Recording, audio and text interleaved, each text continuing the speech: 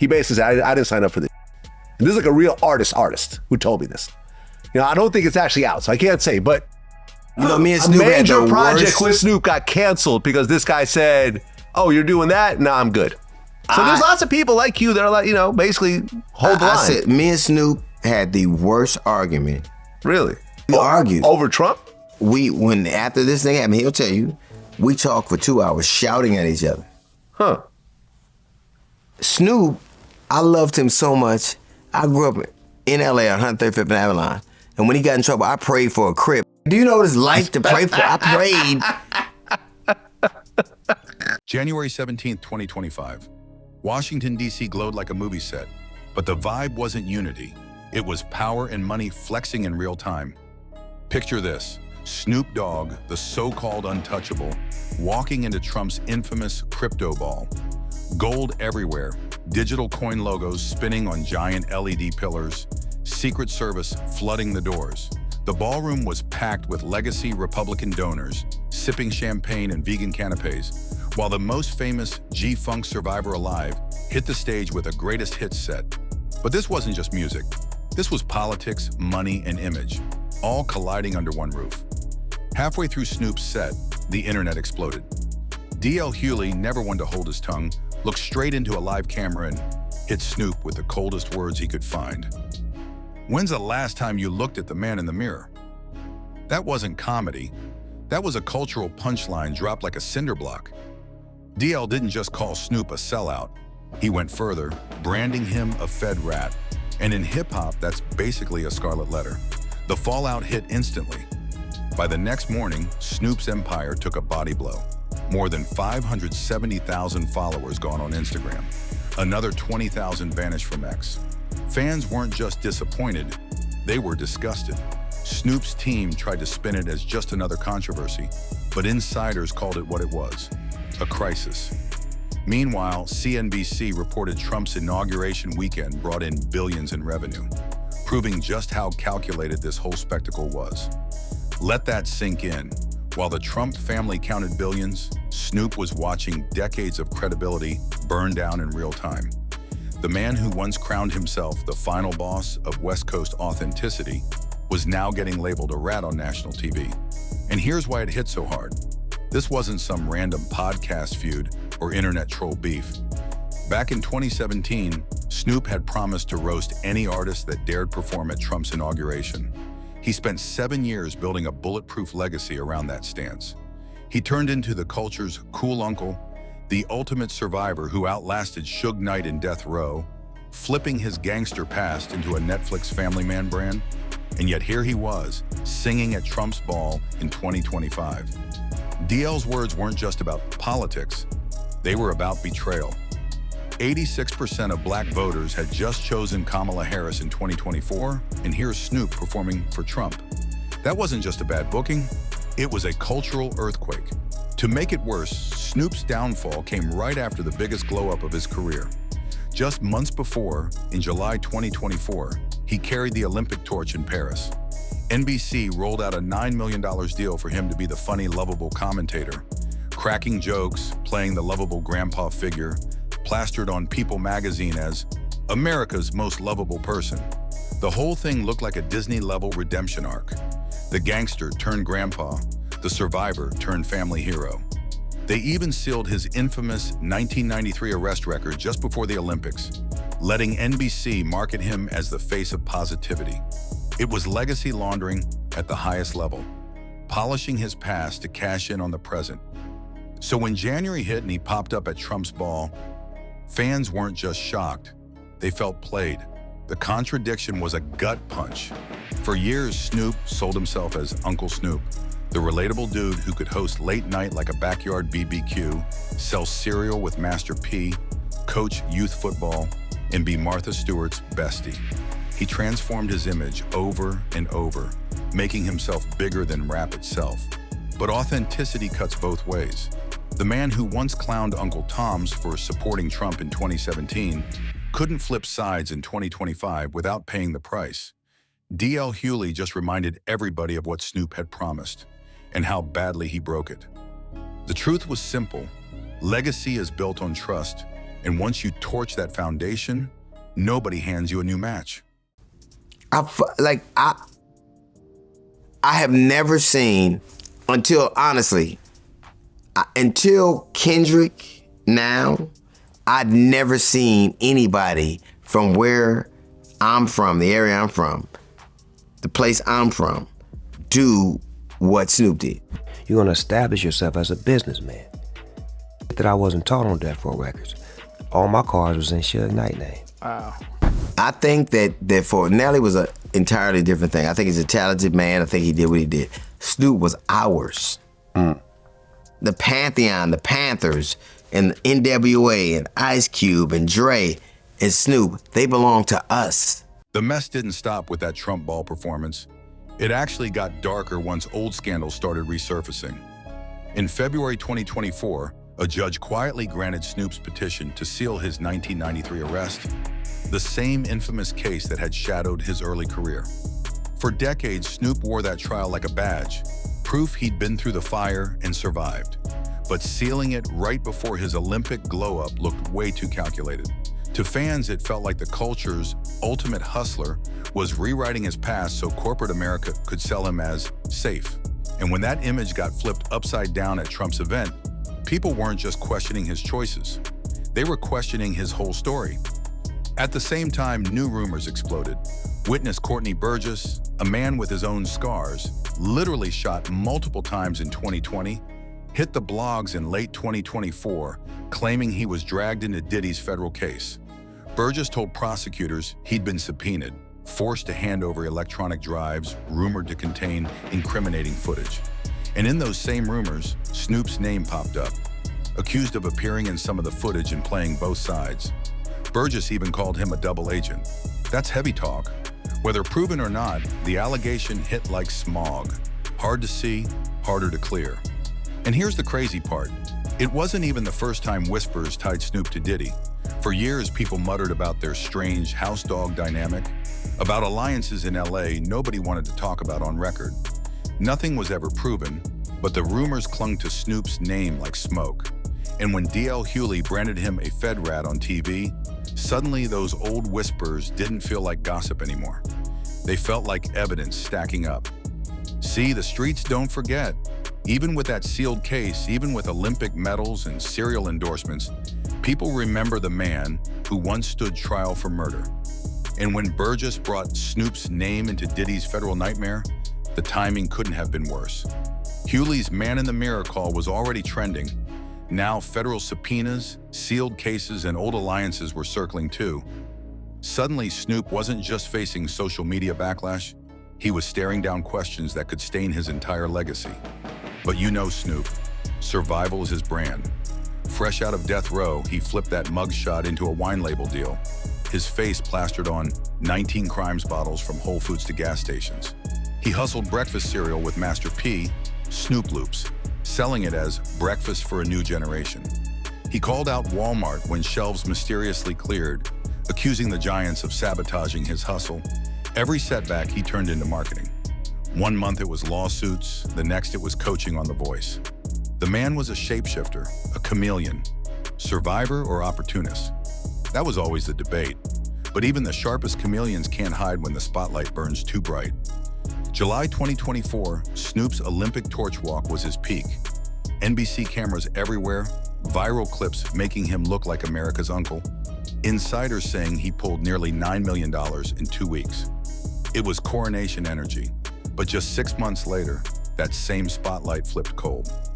At Trump's crypto ball, the applause wasn't real love.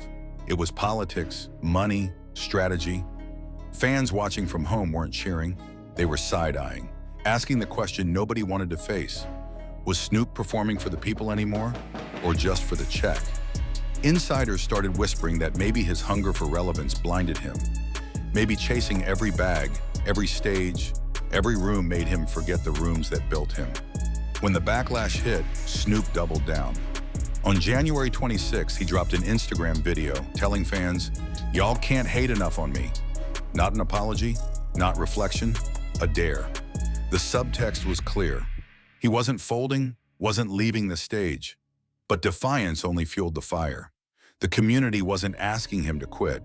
They were asking him to explain. And silence wasn't cutting it. The contradiction was too big to ignore. Was Snoop really the people's uncle? Or just the smartest player in the game, cashing in on every side until he couldn't anymore? Hey, that he would be all right. Dear God, let this gangbanger Please. beat this Because I case. thought right. Because I thought he has so much. He's one of the most famous human beings on the face of the earth. 100%. And the thing about Snoop, I thought his heart was in the right place, but I thought theirs wasn't. Never take nothing from them. Snoop's argument was with Snoop, not with us. It was internal. So he changed who he was. We didn't. And I didn't like when he tried to make it seem as if black people don't sit together. We did. 92% of black men voted against him. 86% of black men. We stuck together. You didn't. If you think the heat cooled off, think again. By mid-2025, Snoop's name was tied into a messy storm of lawsuits, beefs, and betrayals. And the word rat kept circling like a vulture. In May 2024, Snoop dropped new music, aiming shots at none other than Suge Knight, calling the incarcerated mogul a rat. On paper, just another volley in a decades-long feud. In reality, it was dangerous, because Suge fired back from prison accusing Snoop of playing a role in Tupac Shakur's end. The accusation had no proof, but Suge never cared about proof. He cared about planting seeds. And once again, the word rat was in the air, this time bouncing back and forth between two men who defined West Coast history. The streets listened, the blogs amplified, and fans asked the obvious question: if everyone's calling everyone else a snitch, who's telling the truth? And it wasn't just Suge. The legal storms never really left Snoop. In February 2022, a Jane Doe dancer filed a civil lawsuit alleging Snoop assaulted her in a studio bathroom nearly a decade earlier. The timing? 10 days before the Super Bowl halftime show, where Snoop was supposed to remind America why they loved him. His team clapped back immediately, calling the suit meritless in a shakedown. But the accusations piled up. Another woman came forward the same year with similar claims. Some cases got dismissed, some dropped, but the pattern was impossible to ignore. Every time Snoop climbed higher, lawsuits followed.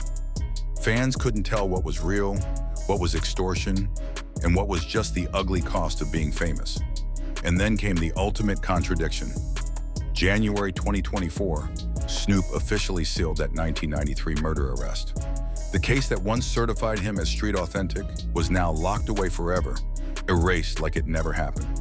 For years, Snoop leaned on that story, turning it into credibility. But when Olympic deals and NBC checks came calling, that same story suddenly became inconvenient baggage. And with help from a nonprofit called Unite the People, he buried it. Symbolism doesn't get clearer than that. The man who built a career on transparency and survival quietly erased his past, just as his spotlight burned brightest. The community wasn't blind to the irony. D.L. Hughley's Man in the Mirror line wasn't just about Trump's ball. It was about all of this. The sealed records, the lawsuits, the alliances, the contradictions. And Snoop's response? Defiance. He leaned into it, daring critics to cancel him. But the truth was, some scars don't heal. Some contradictions don't fade. And the more he tried to brush it off, the heavier the backlash hit. But here's the deeper question. Is Snoop the master of reinvention or just another opportunist? For 3 decades, he's played every role: gangster, family man, coach, serial seller, wine hustler, Olympic hero, Trump's ball performer. Some call it the American dream, others call it betrayal. And Hughley's accusation of Fed rat wasn't just an insult. It was generational pain, a warning loaded with history. In hip-hop, calling someone that isn't about rodents. It's about trust. Who talks to the feds? Who keeps secrets? Who sells out? Meanwhile, those Diddy connections kept circling. Courtney Burgess's testimony didn't vanish. Blogs kept repeating his words. Snoop was a double agent. Even if it wasn't proven, the stain was there. Being near the Diddy case at all was toxic, and Snoop's orbit was close enough to make people nervous. The federal spotlight is something no amount of charm or cereal boxes can outshine. And so the contradiction kept building. Snoop wanted to be everywhere, but every room he stepped into raised questions about who he really was. Was he still Uncle Snoop, or had he morphed into something the streets no longer recognized? And I don't think this information is publicly out, so I can't go into specifics, but I know someone who ended a major project with Snoop after he performed at Trump's event. So, and I love him. We argue, we fought. At the end of it, we came to a thing. I just hated that they used, what they do is they buy the they can't make. And they bought his gravitas and his weight. Oh, yeah. It hurt my feelings when I saw Elon Musk do that thing. Yeah, I'm sure you got a huge check for that. Huge check. All right. So but then again, Snoop is already wealthy. So I'm sure that check made no difference in his overall life. By the time the dust settled, one thing was clear. Snoop's legacy was under interrogation. For years, he was untouchable. The man who survived Suge Knight, death row, in the streets of Long Beach. The man who flipped scandal into success, lawsuits into slogans, and mugshots into million-dollar deals. He carried Olympic flames, coached kids, became Martha Stewart's bestie, and turned into a household name. He wasn't just a rapper anymore, he was a brand. But in 2025, that brand cracked wide open. Because when DL Hughley dropped Fed Rat into the public square, it wasn't just trash talk, it was a coded message. A reminder that street credibility can't be bought, repackaged, or erased. Once that word's attached to you, it lingers. Fans who once saw Snoop as the culture's uncle were now asking, who is this man really loyal to?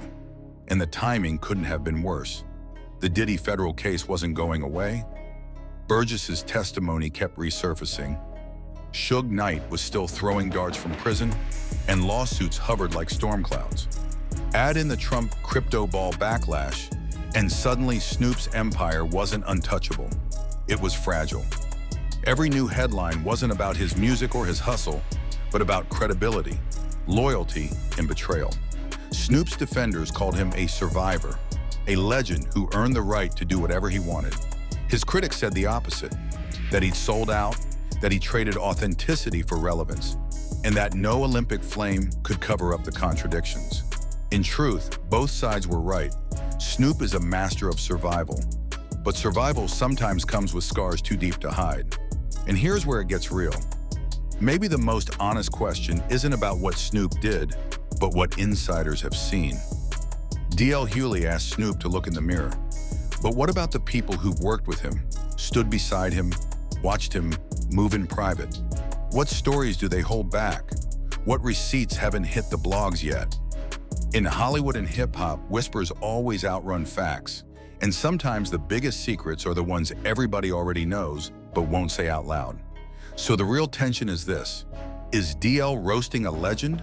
Or is he the only one bold enough to say what insiders whisper off mic? In a culture built on authenticity, loyalty, and legacy, those whispers can be deadlier than any diss track. And Snoop knows it. Every post, every clapback, every performance now carries the weight of a community, asking whether the legend they built is the same man standing on stage today.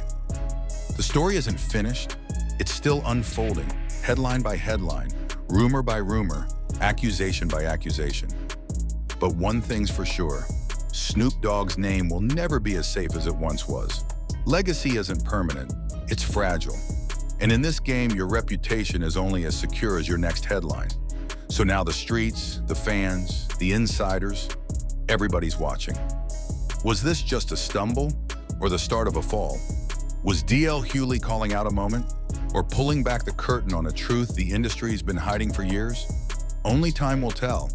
But one thing's guaranteed, this saga is far from over.